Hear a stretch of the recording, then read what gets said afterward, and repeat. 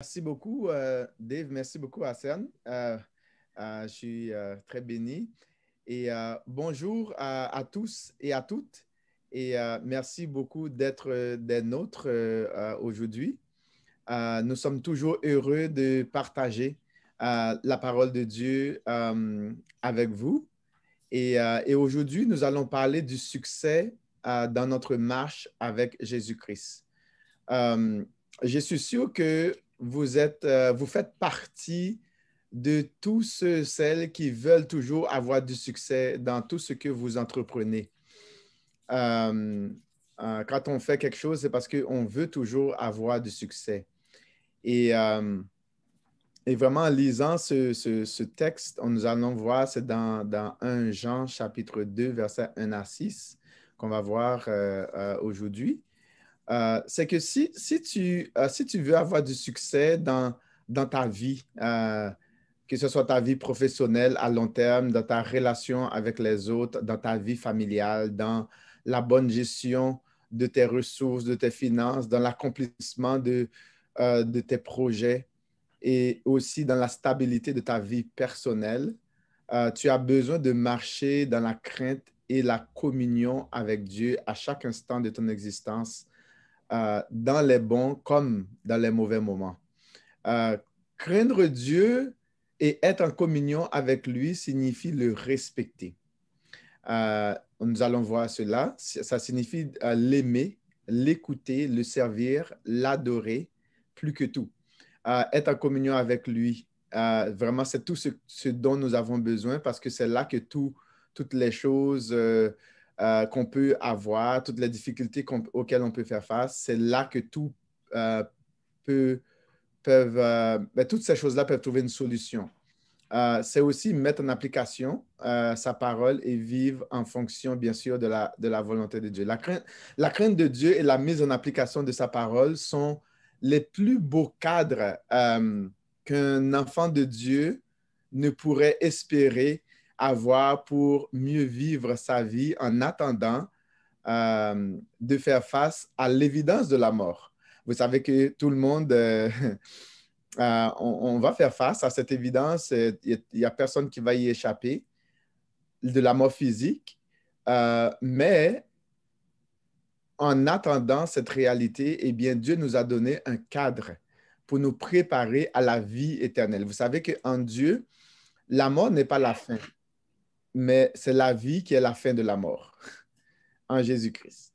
Notre frère nous a parlé vraiment de le fait que cette nourriture spirituelle qui va nous donner la vie. Donc, c'est vraiment l'idée de vivre en considérant sa voix à lui et non nos propres voix à nous. C'est de nous appuyer sur lui et non sur nous-mêmes. Et c'est de ne pas aller plus loin que sa volonté révélée. La crainte de Dieu, c'est ça. La communion avec Dieu, ce n'est pas aller plus loin que ce que Dieu nous a révélé concrètement et tangiblement dans sa parole. D'ailleurs, dans Proverbe 3, versets 5 à 10, celui qui a écrit le proverbe a dit, confie-toi en l'Éternel de tout ton cœur et ne t'appuie pas sur ta sagesse. C'est important. Reconnais-le dans toutes tes voies et il aplanira tes sentiers. Ne sois point sage à tes propres yeux. Crains l'Éternel et détourne-toi du mal. Ce sera la santé pour tes muscles et un rafraîchissement pour tes os. Honore l'Éternel avec tes biens et avec les prémices de tout ton revenu. Alors tes greniers seront remplis d'abondance et tes cuves regorgeront de mou.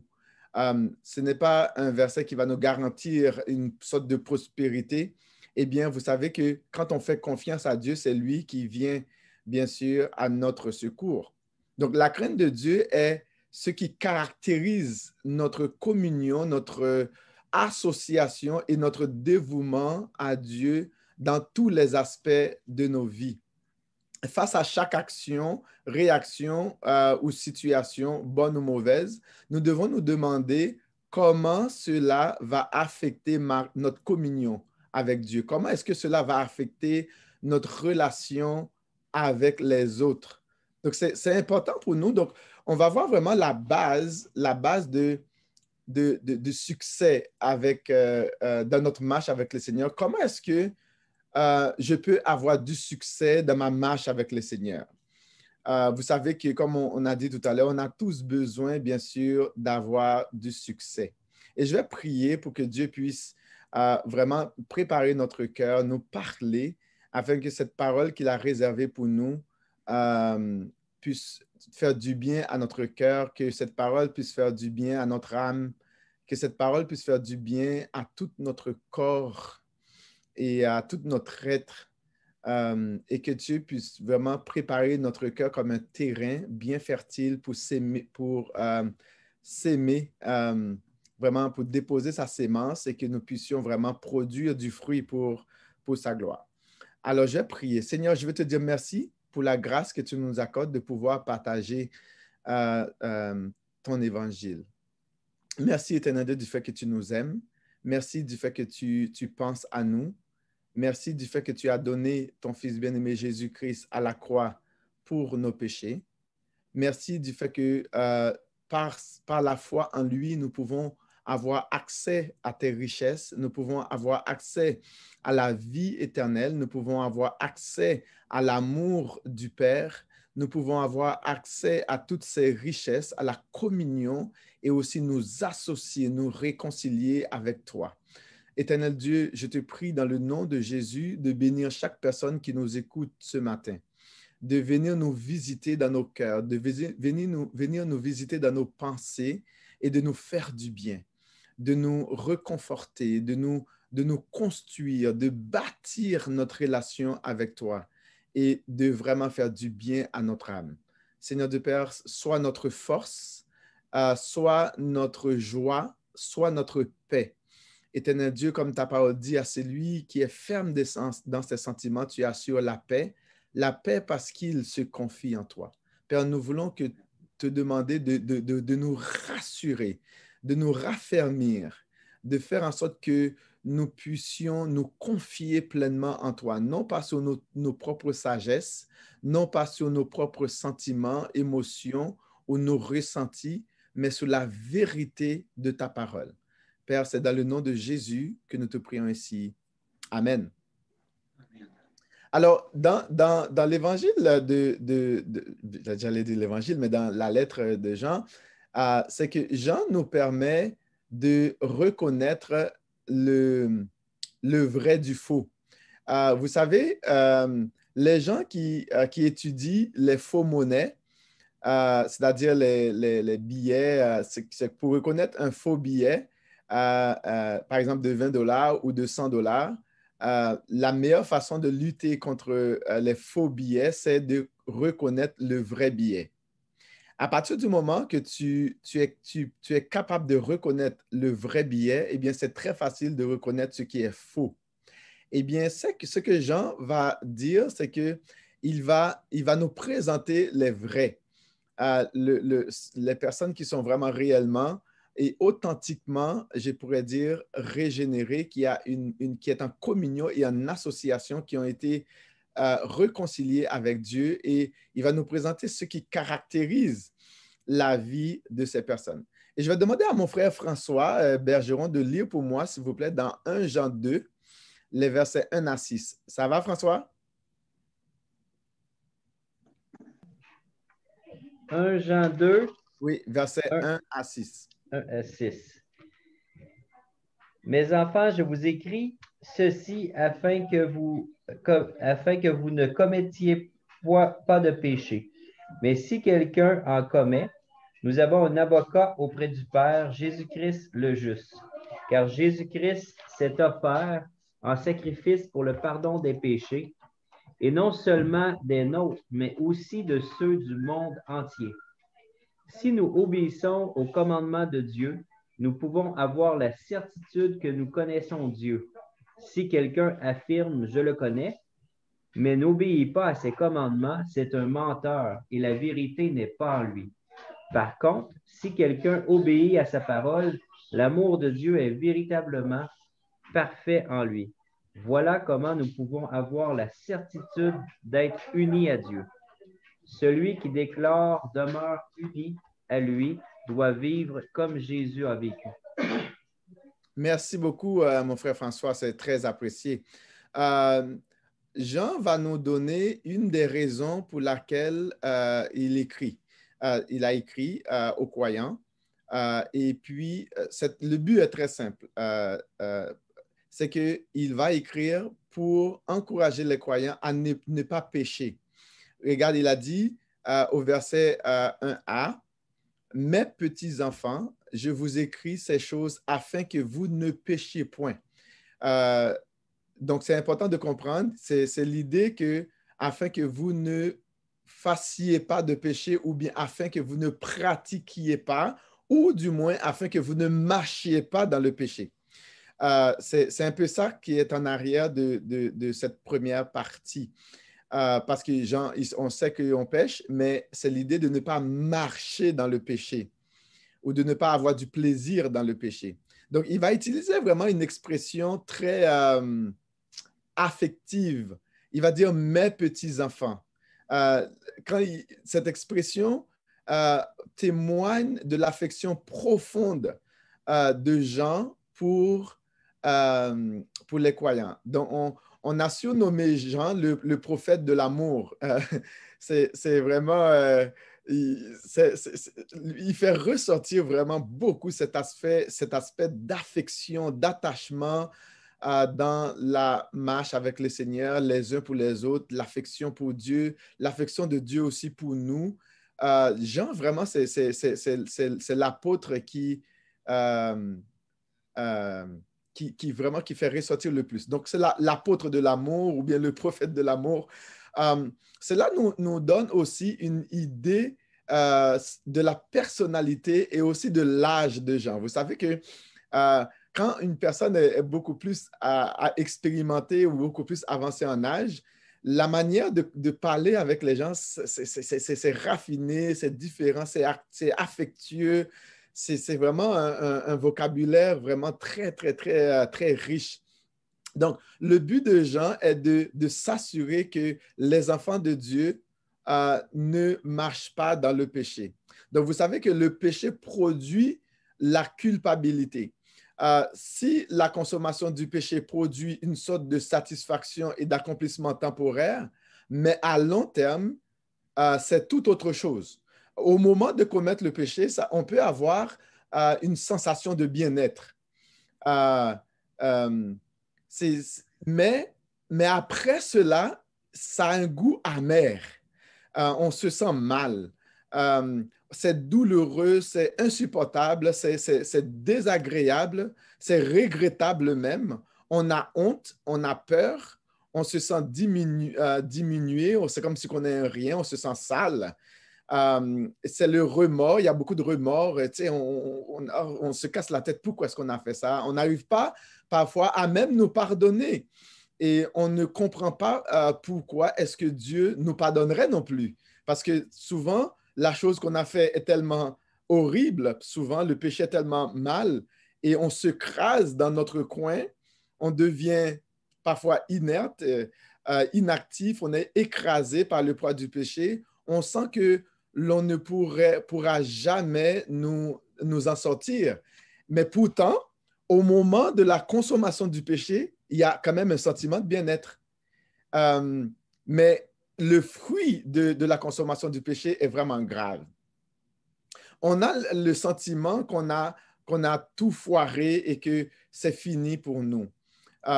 Jean ne veut pas que les enfants de Dieu pratiquent ou marchent dans le péché à cause de ses effets néfastes. Vous comprenez? Donc, il a dit, j'écris à petits enfants, je vous écris afin que vous ne marchiez pas dans le péché. Mais Jean est conscient que les croyants peuvent pécher. Et là, il va présenter la seule et unique solution face au péché. Donc, la seule et unique solution face au péché, c'est notre Seigneur Jésus. Il a dit que Jésus est notre avocat auprès du Père pour notre défense, pour nous défendre, pour notre défense. Jésus est la seule solution possible face au péché. Au verset 1b jusqu'au verset 2, Il a dit, « Et si quelqu'un a péché, nous avons un avocat auprès du Père, Jésus-Christ le juste. Il est lui-même une victime expiatoire pour nos péchés, non seulement pour les nôtres, mais aussi pour ceux du monde entier. » Donc, dans le grec, le mot victime expiatoire, c'est ilasmos. Jésus est notre ilasmos, notre victime qui a porté sur lui nos péchés. Vous vous rappelez, dans Lévitique, lorsqu'on devait présenter l'Holocauste, le sacrifice complet pour le péché, les gens devaient imposer leurs mains sur l'animal. Et cela, c'est un signe que l'animal devait recevoir, en imposant les mains sur l'animal, on faisait le transfert de tous nos péchés sur l'animal. D'accord? Et puis, donc, c'est ce transfert-là. Et qu'est-ce que Jésus a fait en étant vraiment notre sacrifice? C'est que tous nos péchés ont été transférés sur lui à la croix. D'ailleurs, c'est pour cela que le Père, en regardant Jésus avec tous ses péchés, il devait l'abandonner. Il n'était plus capable de le regarder. Et c'est pour cela que Jésus avait dit, oh, mon Dieu, pourquoi m'as-tu abandonné? Ou Père, pourquoi m'as-tu abandonné? Parce que Jésus était devenu péché. Non pas qu'il est devenu pécheur, mais il était devenu péché parce que tout le péché, tous les péchés de l'humanité ont été transférés sur Jésus. Donc, il est notre victime expiatoire. Donc, ça veut dire que si nous péchons, Jésus, puisqu'il a porté nos péchés, donc, il est celui qui est notre avocat qui va nous défendre parce que lui-même, il a porté nos péchés.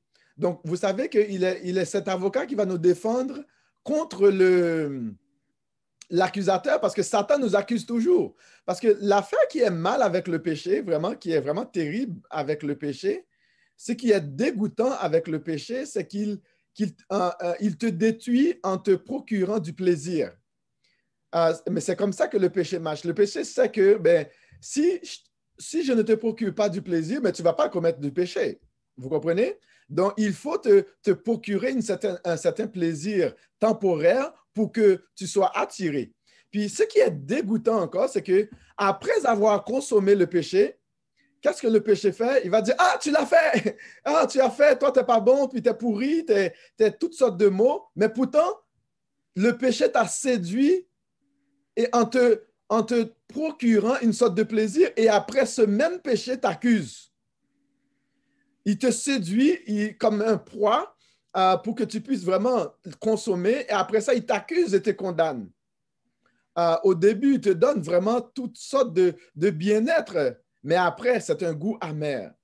Mais ici, Jean nous dit que si nous péchons, si quelqu'un pêche, mais Jésus est notre avocat. C'est celui qui a vaincu le péché en s'offrant lui-même en sacrifice pour nous à notre place. Donc, Jésus a acquis ce titre d'avocat en se livrant lui-même pour nos péchés. Donc, c'est quand même extraordinaire. Jean ne veut pas qu'on marche dans le péché, mais il est conscient qu'on est dans la chair et on peut pécher. Et si on pêche, par contre, on a vraiment notre défenseur, notre ilasmos, notre victime expiatoire qui a été vraiment, sur qui nos péchés, tous les péchés de l'humanité ont été transférés et qui les a portés pour nous. Et maintenant, qu'est-ce que cela implique? Le fait de savoir que, wow, j'ai mon avocat, j'ai mon défenseur et j'ai aussi mon ilasmos, c'est-à-dire que notre victime expiatoire. Et Jean va nous dire, regarde, il va nous dire comment est-ce que nous pouvons faire la guerre avec le péché? Comment est-ce que nous pouvons définitivement vaincre le pouvoir du péché sur nous? Donc, vous savez, même lorsque on sait que nos péchés sont pardonnés, mais le fait qu'on est encore dans cette chair, le péché va toujours vouloir exercer son pouvoir et son influence sur nous. Et Jean va nous donner maintenant vraiment de nous outiller pour nous aider à vaincre le péché. Eh bien, pour le faire, le verset 3 et le verset 6, il va présenter que si on veut vaincre le péché, nous devons nous appliquer à observer les commandements de Dieu. Observer les commandements de Jésus, à nous exercer à l'amour fraternel les uns envers les autres et aussi à nous détacher du monde pour aimer et servir Dieu et les uns les autres parce que nous ne nous appartenons plus, nous n'appartenons plus au péché, mais nous appartenons maintenant à Dieu qui nous a rachetés et qui a payé un prix pour nous acquérir pour lui-même. Donc, puisque nous avons transféré de Seigneur, nous avons passé le péché qui était notre Seigneur, maintenant nous avons passé du royaume de la mort, des ténèbres, du péché, nous sommes transportés au royaume de Dieu. Donc, nous sommes les sujets maintenant du roi Jésus et maintenant nous devons vivre, nous devons vaincre le péché. Et là, et Jean va nous présenter vraiment ces choses qui constituent la preuve même irréfutable que nous sommes réellement à Jésus. Donc, nous avons vraiment, si quelqu'un veut savoir est-ce qu'il est réellement à Jésus, eh bien, Jean va nous donner ces preuves-là. Et la première preuve que nous sommes, que Jean nous présente la première preuve que nous sommes réellement à Jésus ou que nous sommes réellement ou authentiquement régénérés, eh bien, il va nous présenter cette première preuve. Et là, avant que je vous présente la première preuve, je vous poserai la question, qu'est-ce qui prouve que nous sommes authentiquement régénérés? Qu'est-ce qui prouve que nous sommes réellement à Christ? Et si on devait nous accuser que nous sommes des enfants de Dieu, sur quelle base allons-nous ou sous quels critères est-ce qu'on nous condamnerait? Est-ce qu'on trouverait quelque chose en toi qui prouverait que tu es réellement régénéré ou que tu es réellement un enfant de Dieu? Est-ce qu'on arriverait à t'accuser? Si vraiment le gouvernement du Québec déciderait de t'accuser d'être un chrétien, est-ce qu'on trouverait une vraie preuve que tu es réellement un chrétien? Si le gouvernement du Québec voudrait t'accuser pour dire, toi, là, tu es un enfant de Dieu, est-ce que le gouvernement trouverait des vrais critères ou une vraie preuve pour dire que oui, toi, là, je t'accuse parce que tu es vraiment un vrai chrétien, parce que tu es une vraie chrétienne? Et je vais vous demander s'il y en a que leurs micros sont pas mis au silence, de mettre le micro au silence, s'il vous plaît. Donc, Jean va nous présenter la première preuve.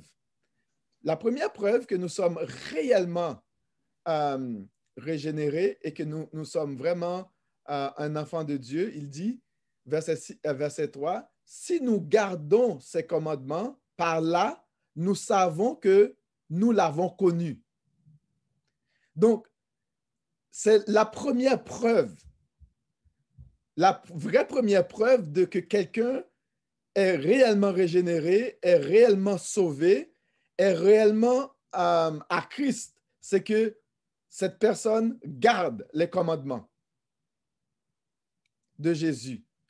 Et si nous appartenons réellement à Christ, nous faisons ce qu'il nous dit et nous vivons comme il nous le demande, en d'autres mots. Qu'est-ce que Jésus a dit? D'accord? C'est quoi le commandement? C'est que Jésus a dit de croire en lui et de nous aimer les uns les autres. Parce que c'est de cette manière que nous allons accomplir toute la Bible.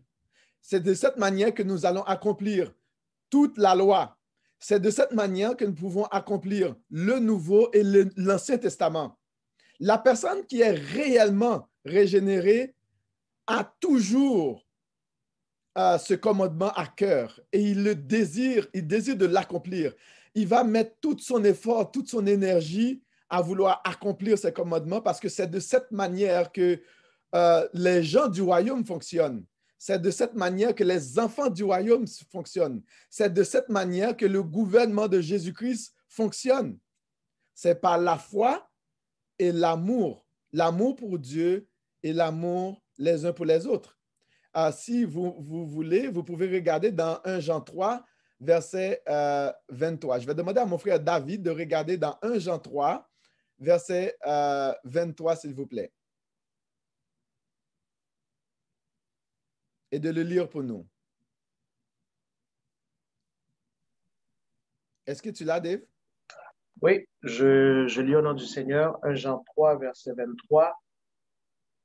Et c'est ici son commandement, que nous croyons au nom de son Fils Jésus-Christ et que nous nous aimions les uns les autres selon le commandement qu'il nous a donné.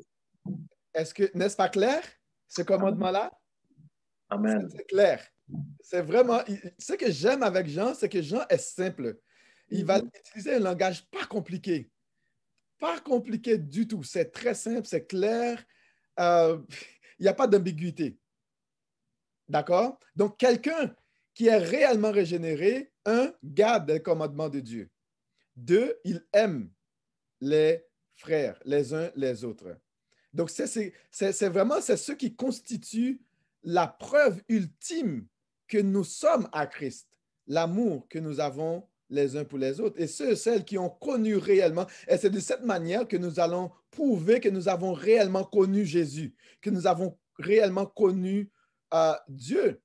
Donc, c'est vraiment extraordinaire. Ceux et celles qui ont connu réellement Christ gardent ses commandements. C'est le premier critère. Garder ses commandements veut dire les conserver, les pratiquer, les lire, les apprendre, les appliquer et vivre par eux. Les commandements de Jésus vraiment nous permettent d'avoir une bonne perspective de la vie d'ici-bas. Et cette perspective est que nous ne sommes plus à nous-mêmes. Je ne suis plus à moi-même, mais je suis à lui et je dois vivre en fonction de cela. Je suis à Christ, pardon, et je suis à Christ pour le servir. Je suis son représentant sur terre. Je n'ai pas reçu un esprit de timidité, mais un esprit de force. J'existe pour Dieu, pour le servir, et aussi aimer et servir les autres. Tout comme Jésus n'était pas venu pour être servi, moi non plus, je ne suis pas dans ce monde pour être servi, mais pour servir. Donc, nous devons faire exactement ce que Jésus a fait. Donc, les commandements de Jésus me servent de cadre afin de mieux vivre ma vie sur la terre, afin de mieux le représenter sur cette terre. Donc, le verset 4, Jean va nous dire, « C'est lui qui dit, je l'ai connu, et qui ne garde pas ses commandements est un menteur. Et la vérité n'est point en lui. » Donc, Jean va nous dire, premièrement, il faut connaître le vrai pour pouvoir connaître le faux. Donc, Jean va nous dire, regarde, mais quelqu'un qui dit que, moi, je suis un enfant de Dieu, et puis je l'ai connu, et puis, mais cette personne ne garde pas les commandements de Dieu. Cette personne ne lit pas la parole de Dieu. Cette personne ne médite pas la parole de Dieu. Cette personne ne pratique pas la parole de Dieu. Cette personne n'est pas en communion avec les frères, les sœurs, avec les enfants de Dieu. Cette personne n'est pas connectée avec la famille de Dieu. Il y a un problème. Et c'est ce que Jean est en train de nous dire. Cette personne est un menteur. C'est vraiment menteur, puis non seulement menteur, mais ne vit pas la vérité. Non seulement ne vit pas la vérité, ne connaît pas la vérité et n'a pas la vérité du tout dans son cœur. Vous comprenez? Et Jean va être très simple. Si réellement tu appartiens à Christ, eh bien, tu dois montrer une vie qui reflète réellement la vie de Christ. Donc, d'ailleurs, dans Jacques, la lettre de Jacques, l'épître Jacques, il va dire que montre-moi ta foi sans tes œuvres et moi, je te montrerai ma foi avec mes œuvres. Donc, si réellement tu as la foi en Jésus, si réellement tu es régénéré, eh bien, il faut qu'il y ait les œuvres qui accompagnent cette foi. Mais sinon, c'est une foi démoniaque. Ce n'est pas la foi qui sauve. Et sinon, non seulement on est menteur, on est comme acteur. Dans le grec moderne, j'aime ça taquiner toujours ma fille Anaëlle. Afti ine hypocrite. Dans le grec moderne, c'est comme si tu veux vraiment dire, si tu es un acteur, on peut dire, si quelqu'un est un acteur, on dit, aftos ine hypocritos. Il est un acteur. C'est-à-dire, c'est une personne qui joue un acteur, là, quand vous regardez un film, ce sont des acteurs. Ils présentent le film, mais l'acteur va juste joue un personnage, rentre dans la peau d'un autre. Et cette personne-là ne vit pas la réalité, ce n'est pas réel. Même si que l'acteur présente une histoire vraie, mais l'acteur est en train de juste jouer dans la peau d'un autre. Donc, dans ce sens-là, dans le grec, on dit que un acteur, c'est un hypocritos. D'accord? Donc, c'est ça le mot pour acteur en grec. Donc, en d'autres mots, c'est ce mot-là qu'on va utiliser pour dire que ce sont des hypocrites. Les personnes qui disent qu'ils connaissent Dieu et qui ne pratiquent pas, qui ne lisent pas la parole de Dieu, qui ne l'appliquent pas, qui ne gardent pas ses commandements et qui n'aiment pas les enfants de Dieu, quand même, tu es un acteur. Parce que tu ne reflètes pas la réalité. Et c'est ce que Jean est en train de nous dire. La vérité n'est point en lui. Sa vie spirituelle n'est pas réelle. Vous savez, donc c'est ça qu'il a dit. Donc, notre preuve d'amour pour Dieu et pour ses enfants est ce qui prouve que nous sommes réellement à lui. Verset 5 nous dit, « Mais c'est lui qui garde sa parole, l'amour de Dieu est véritablement parfait en lui. Et par là, nous savons que nous sommes en lui. » Donc, Jean va toujours associer la parole de Dieu et l'amour. L'un ne va pas sans l'autre. Vous savez, généralement, quand tu aimes, tu donnes. Tu te donnes. Quand tu aimes quelqu'un, là, qu'est-ce que tu fais? Tu lui donnes. Tu vas tout le temps lui trouver un petit quelque chose. Tu trouver des astuces, pour faire plaisir à la personne. Je ne sais pas si vous êtes d'accord avec moi. Quand vous aimez, vous donnez. Et souvent, même lorsque vous n'en avez pas beaucoup, vous trouvez toujours une petite affaire là pour donner à l'autre. Quand Dieu aime, Dieu donne. Et c'est ce que Jésus a fait. Jésus a aimé car Dieu a tant aimé le monde qu'il a donné son Fils unique. Donc, il a donné ce qu'il avait de meilleur. Son Fils unique. C'est lui en qui il a mis toute son affection. Il l'a donné pour nous. Pourquoi? Parce qu'il nous aime. L'amour véritable et parfait de Dieu se trouve en nous. C'est une preuve que nous sommes réellement en lui. Et vous allez voir que les personnes qui cherchent le bonheur, beaucoup de chrétiens aujourd'hui ne cherchent pas à garder les commandements de Dieu ni à aimer les frères et les sœurs dans la foi. Ils cherchent à être heureux. Moindrement qu'ils ne sont pas heureux, eh bien, je te garantis que tu ne verras pas leur tête. Moindrement qu'ils ne sont pas satisfaits, ce n'est pas de garder les commandements de Dieu qui leur intéresse. Ce n'est pas d'aimer les frères et l'Église de Jésus-Christ qui leur intéresse. Mais c'est leur satisfaction personnelle, c'est leur bien-être personnel, c'est leur pressentiment. C'est ça qui leur intéresse. Et verset 6 nous dit, c'est lui qui dit qu'il demeure en lui, doit marcher comme il a marché lui-même. Donc, voilà le modèle que nous avons. Le modèle que nous avons, c'est notre grand frère Jésus. C'est notre Seigneur et Sauveur Jésus. C'est notre roi Jésus. C'est ce modèle que nous avons. L'idée que Jean est en train de nous dire, c'est que nous devons imiter Jésus. Et la manière dont nous sommes appelés à imiter Jésus, c'est de garder la parole du Père et d'aimer les gens. C'est exactement ce que Jésus a fait.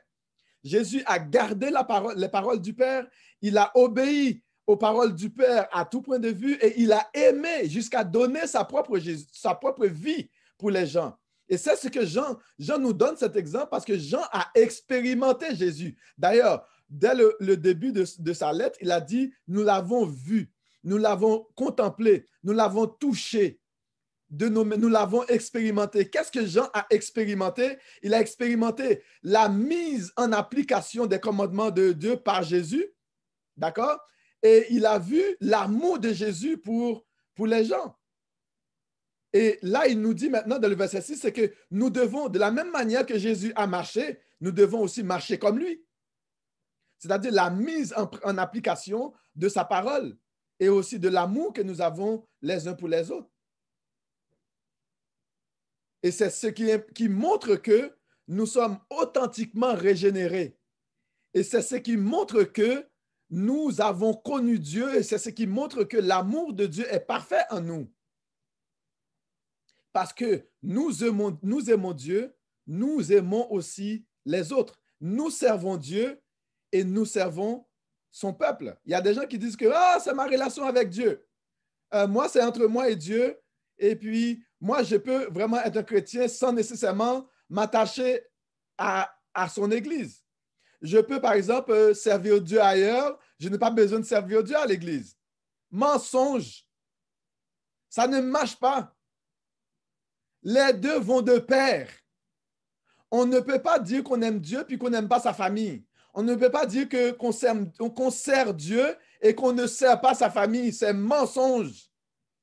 Vous comprenez? Et c'est ce que Jean est en train de nous dire. Si on veut vraiment résumer, c'est que Jean a écrit pour nous inciter à ne pas marcher dans le péché. Il nous dit que si en cas on aurait péché, Jésus est la seule solution possible face au péché. Donc, il est vraiment notre avocat. Et notre preuve d'amour pour Dieu notre preuve d'amour pour Dieu consiste, et pour notre prochain consiste à garder les commandements de Jésus. Nous sommes appelés à imiter notre Père Céleste, à imiter notre Seigneur Jésus. Notre succès spirituel dépend de notre relation avec Dieu, de notre crainte pour Dieu et aussi de notre amour les uns pour les autres, de nos affections les uns pour les autres. L'idée, c'est qu'on devrait comprendre, c'est que le mal ne gagnera jamais. Même dans les films, on nous montre que le mal perd toujours. Avec Dieu, là, le mal ne peut pas gagner. Le faux ne peut pas gagner. Les hypocritos ne gagneront jamais. L'amour du prochain est le vrai fruit de la lumière.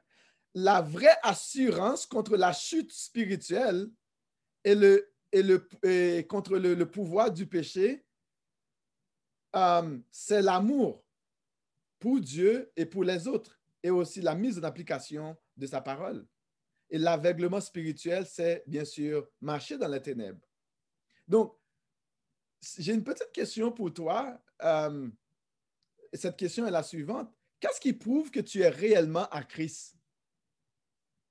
Est-ce que ta vie a ce qu'il faut comme un enfant de Dieu? Est-ce qu'on trouverait les critères en toi? Quand tu regardes ta vie, ta relation avec Dieu, dans la lecture, la mise en application de la parole et ta relation avec les frères et sœurs dans la foi, est-ce que vraiment là, tu peux dire que tu es un enfant de Dieu et que tu es vraiment régénéré?